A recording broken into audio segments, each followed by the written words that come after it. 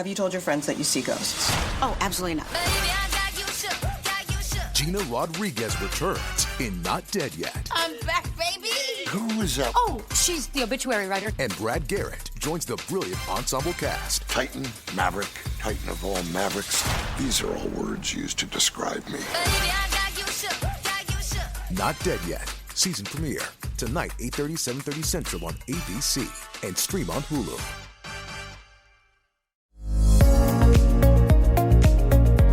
It's the Happy Families podcast. It's the podcast for the time-poor parent who just wants answers now. The scientific method can only answer so many questions. There are a whole lot of things that it cannot answer, and I'm thrilled that the kids are having these positive experiences as much as I don't understand it and think it's a load of baloney.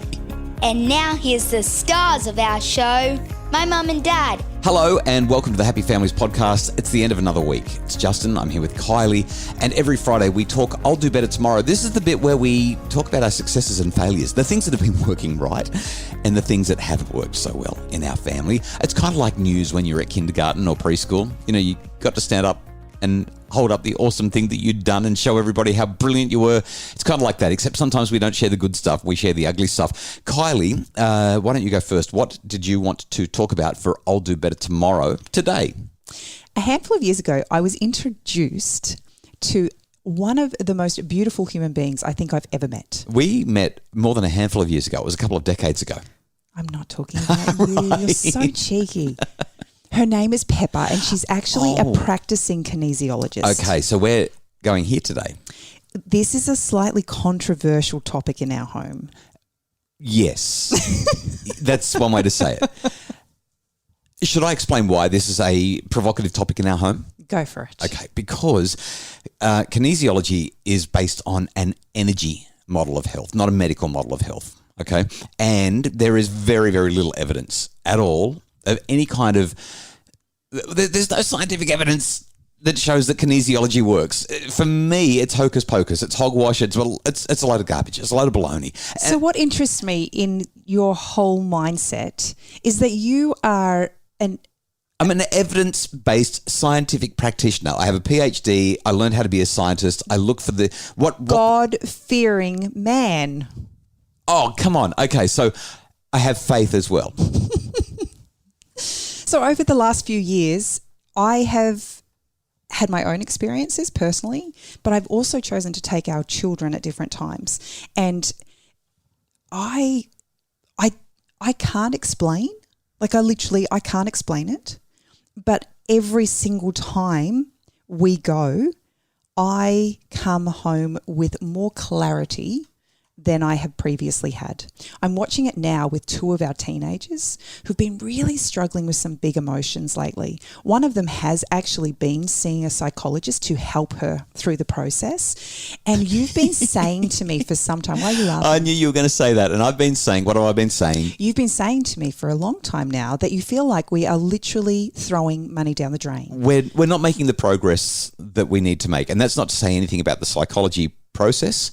It's just this isn't going very far, very fast. So with one of our children, I remember taking her to a psychologist a few years back, and we literally sat in her room, and for an hour and a half, we talked about handball. And I was, I'm going to use the word livid. I was pretty livid. Enraged. By the time we walked out, I thought, I've just paid $250 so that we can talk about handball. And I don't feel like we achieved anything. No progress. In that whole conversation. Contrast that with just recently, and I'm sharing this with my daughter's permission. We went to Pepper, the kinesiologist, and we started talking about skincare and makeup regimes. Right. And I started going down the same road of thought. Why am I spending all this money? What is going on? Yeah. Why are we talking about this? And then the aha moment was just so transformational for both me and the relationship I have with this daughter, and for her to understand herself. And the wonderful thing about kinesiology, or my experience with kinesiology, is that we talk about having emotional intelligence, the ability to connect our emotions to the experiences that we're having when we can't actually articulate the emotions that we're having is really hard. Like, it's so hard to do that. But through kinesiology and the use of energy, as you would put it. It's an energy model, yep. Pepper was able to help one of our children, well, all of our children at different times, navigate the emotions that they're feeling in those moments, and then help to create the bigger picture of why things are happening, why they do the things they do, how it impacts other people, and the perspective that they each bring to the table. And I'm telling you, you can't deny it. It's been transformational. I cannot deny it. We have a girl who's come home. We have 2 daughters who saw Pepper in the last few weeks, and both of them have been completely different people. They navigated one of the most challenging experiences that they've had recently, which would have... It could have escalated, been explosive, volcanic. Massive. Yep. And with a little bit of coaching from me, just acknowledged to each of them that they didn't need to be each other's enemies, that they could actually be allies. And they were aligned and they pulled it together. Now, here's what I'm going to say about kinesiology. I think that a skilled person like Pepper is using kinesiology as a vehicle or as a way to gain insights for effective counselling. So what I think is, I still don't think that the kinesiology works. I don't buy it at all. But people do buy it. More than that, though, because she's doing the muscle tests and the different fancy kinesiology mumbo jumbo, it allows people to feel safe. They open up. And because she is a skilled communicator and a wonderful counsellor, even though that's not the shingle on her door, it's kinesiologist, but she's really just a very skilled counsellor, I would say she's outstanding from that point of view, and that's why we're getting the breakthroughs. But it's through the vehicle, the very useful, although not quite right, vehicle of kinesiology that we're getting where we're going. And this goes back to... I am going to beg to differ. Of course you are. Because I have sat in those appointments, and there is no way, no matter how many conversations we have, there is no way that she could come to the conclusions that she comes to without the help of energy. Yeah. I'm just putting it out there. Regardless, whether it's right or not, it is useful. It is so useful. It has been so powerful for our girls to, number one, understand who they are, understand their purpose, and understand the way they think. Do you reckon we should get Pepper on the podcast and I can ask her a few tough questions? I don't know if she'd want to talk to you. Maybe she won't. You're pretty hardcore. I'm not cynical. I'm skeptical. I look for evidence because that's the way I've been trained. Right? That's how I've been trained. One of the last catch-ups that we had with Pepper, I was talking to our daughter and she said, "What do you think Dad's going to say about this session?" And I said, "I'm not sure." And she said, "He just thinks this is hocus pocus, doesn't he?" I said, yeah, but it's useful hocus pocus, and I'm supportive of it. I'm so glad you take the kids there and we see breakthroughs and we see transformations and we see progress, development, learning, growth. So I'm all for it, even if I don't believe in it. Does that make sense? Can we be okay like that? Like, I'm supportive, right? I am so grateful that in spite of your lack of belief in it, that you've been extremely supportive. And for me as a mum, I think one of the things that I struggle with psychology is that I take my child along because she's having troubles and I'm left outside. And I don't know what's going on the other side. And while I respect that our children also need to have autonomy and some space to express themselves, what I have loved about this process, and I don't know if it's just a Pepper thing or whether it is across the board kinesiology thing, I'm included in that process. And my children, it's almost like they're so grateful that there's a mediation point, that they can actually open up and share this stuff in a safe place and know that I can hear them without the emotion of what's going on. And it has been so powerful. It has really, honestly, in the last 2 weeks since we've returned back to Pepper, the kind of relationship that I'm experiencing with these 2 kids that have been really struggling with emotions, it's just been a transformation. So that's your I'll do better tomorrow. It's a big win to try holistic and alternative therapies if you don't feel like you're making progress with the more evidence-based approaches. Yeah, I think we need to be open-minded to recognise that while humans in general, we want proof. We want to see that there is absolutely, this is grounded in scientific methods. The reality is sometimes we just can't find answers in those traditional places. And when we find ourselves in that, where do we go then? I'd like to think that there are other places that we can go to provide us with hope that things can get better. I think it's a really important conversation. It's a fascinating conversation, and we don't know so much. The scientific method can only answer so many questions. There are a whole lot of things that it cannot answer, and I'm thrilled that the kids are having these positive experiences, as much as I don't understand it and think it's a load of baloney. I hope Pepper doesn't hear this. But I love Pepper, and I would sit down and have a session with her if I was really stuck as well. Yeah, seriously.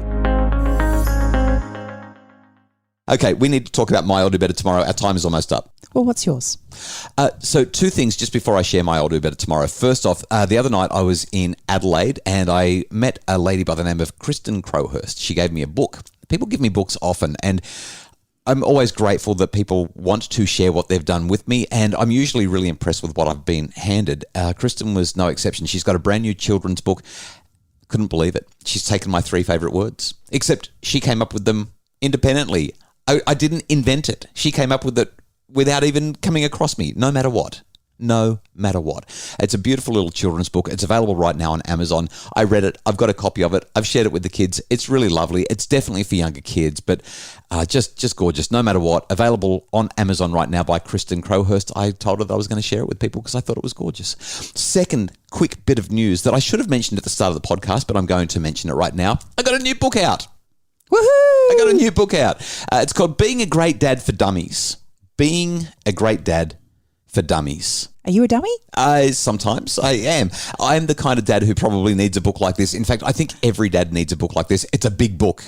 Being a Great Dad for Dummies. I did look at it. It looks a little bit like a textbook. It's not, but it's useful and it's kind of a DIY guide, and you go to the bit that you need. It's not a book that you read from cover to cover. Okay, that makes sense. Yeah, that's how Dummies books are written. You just go to the index, find the bit you need, read that paragraph, and get on with it. It's really about making progress quickly.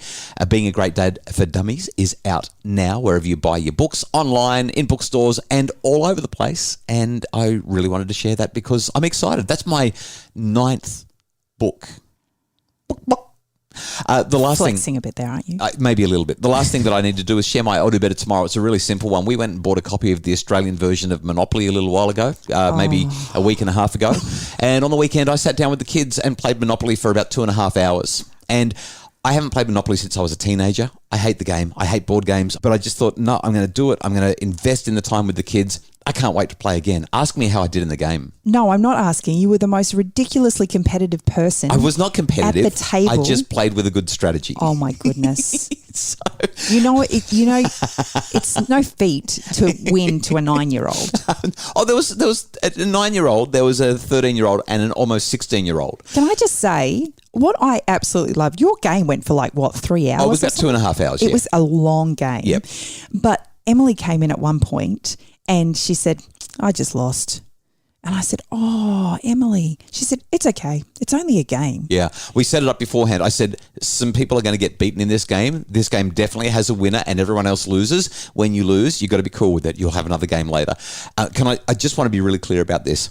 I bought and owned a hotel on every single property along the first part of the board and the second part of the board. I owned everything from go to jail to free parking. I owned all of it. Nothing like easing the kids in. With a hotel on every single one of them. Every time the kids got to free parking and moved towards jail, they're like, oh, fantastic, I'm going to... And then they would get towards go and they started crying. They're like, oh no, we're about to die again. There were definitely tears. There was lots of laughter. Demolished them. There was a lot of noise. Demolished them. It was so good. But I did. I loved and let's be real. Kinesiology helped you get through that game. I'm telling you right now that the kids would not have coped without her. Our I'll Do Better tomorrow take-home message is this: take the kids to wherever you need to take them to get the help that you need, because it is worth it. Be open-minded and play board games, even though you hate them, because it's amazing how much fun it is to destroy your children in Monopoly.